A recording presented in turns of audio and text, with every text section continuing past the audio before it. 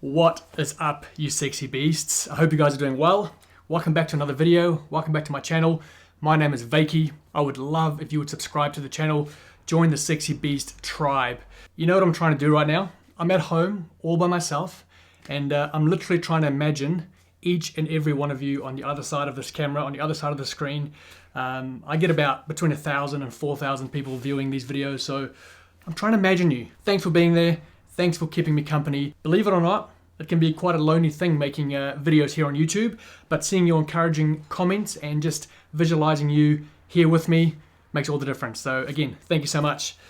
Guys, I'm going to see Ricky Gerard. It's all locked in. Next Monday morning at 3 a.m. I'm going to jump in my car and drive all the way down to Sydney. It's about an 8-hour drive. I could fly, but I've never done the drive down the coast of Australia, and I've got a new car that I want to test out, so I'm going to hit the road and drive. I thought, since I'm driving all the way to Wollongong, which is just past Sydney, I might as well check in with Khan Porter on my way through. And so I reached out to Khan. He's happy to spend Monday with me. So I'm going to go and watch him train, jump in his new Harley, go for a ride in the new Harley Davidson, and maybe do a 30 questions, and just check in with Khan, see how he's doing. And then I'll go on to see Ricky on Tuesday, which, to be honest, I'm pretty nervous about. Not so much nervous about meeting Ricky or spending time with him, but I guess more nervous about not being able to tell the story that I have in my mind that I want to tell. For me, when I think about the Ricky Gerard story, I feel like there's something missing. I feel like there's a part of the story that hasn't been told yet. I really want to sit down with Ricky and hear from him. I'd love to talk to his brother. I'd love to talk to his mum and dad. And, when I watch Ricky's Instagram stories and his kind of social media content, he is training with people, he's training at a gym, he's got people supporting him. And it has me wondering if this guy is such a bad dude, like if he's such a cheating, lying, evil person, why has he got people training with him? Why has he got people trusting him with their fitness? All those kind of questions go on in my mind. And so I just really want to go and just tell the story. I want to just go and hopefully show Ricky's life that we haven't really seen. So fingers crossed that Ricky is keen to kind of open up and talk and show me. It sounds like he is. It sounds like he's happy to show me his life and let me in a bit. So I'm excitedly nervous. Now, I want to be very, very crystal clear.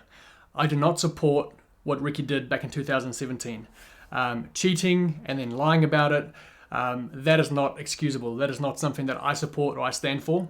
And so I think the 4-year ban and all the backlash from the community and other athletes and influencers in the space, I think that is all just a consequence of Ricky's own actions that he's just got to live with and deal with. And that's part of the story I want to go and tell is, hey, mate, how's the last 4 years been? Like, how has this whole thing affected you? How have you dealt with it? So I just want to make sure you guys all understand that I don't support that, but I do believe that everyone deserves a second chance. I watched a video this morning that my friend Nate Edwardson put out on YouTube.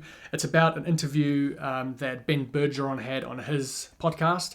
And they bring up Ricky, and the guy that's on the podcast just asks Ben Bergeron whether he thinks Ricky should come back or how he feels about it. And Ben says, the rules are the rules. He's done his ban, or he's almost done his ban.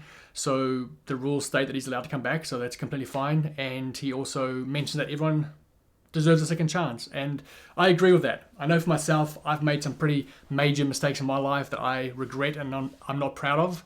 But if I wasn't given a second chance by the people who love me, I don't know where I'd be. So I think we all do deserve a second chance. And if we can just step back a little bit from the situation, take all the emotion out of it, all the hype and the drama out of it, and actually just look at Ricky as a person, just like you and me, we make mistakes. We make dumb mistakes, and we pay we pay through the consequences. And I think he has. And I'm interested to hear just what the depths of those consequences are for him or have been, because I don't think we probably know quite the dark nights and the dark days that he's had, past being found out and all that kind of stuff. So I say all that to say, I view the world through a lens that we are, as human beings, we are inherently good.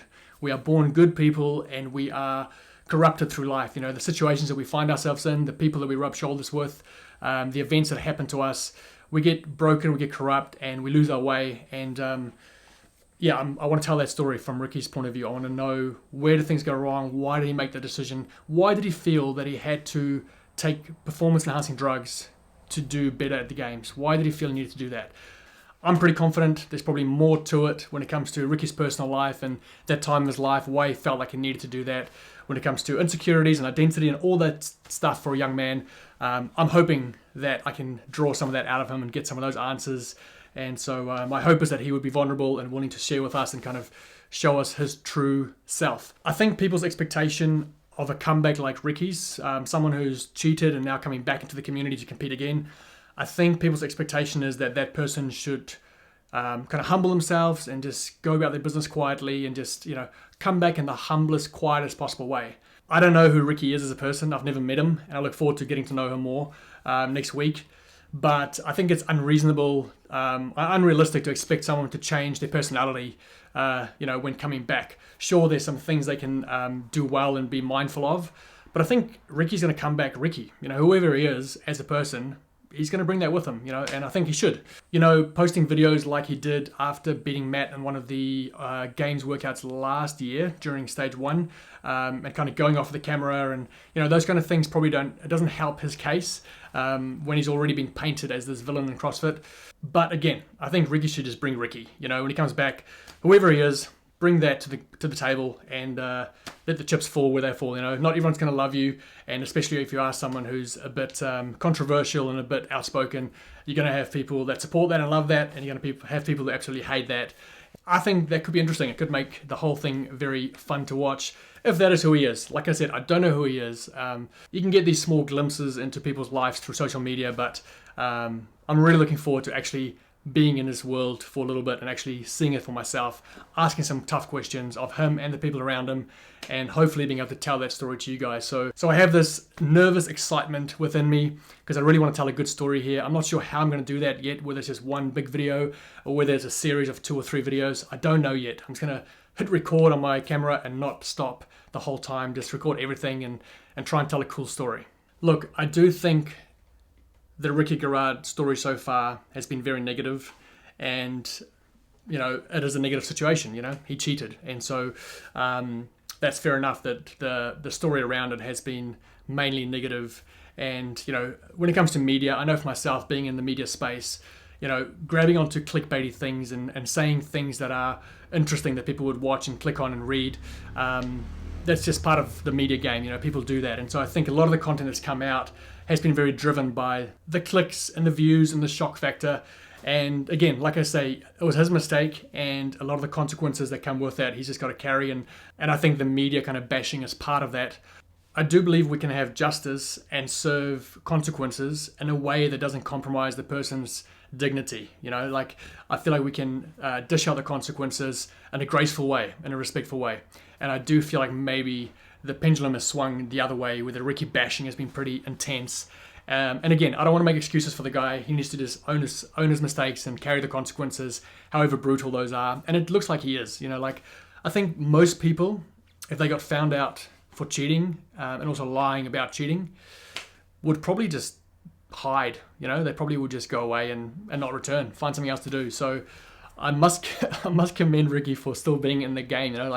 For being for hanging in there and kind of saying that he's coming back. And who knows if he will? Who knows if he will qualify? I do think he's got the ability to qualify. I think his drawback is going to be the lack of high-end competition and competing with high-end athletes.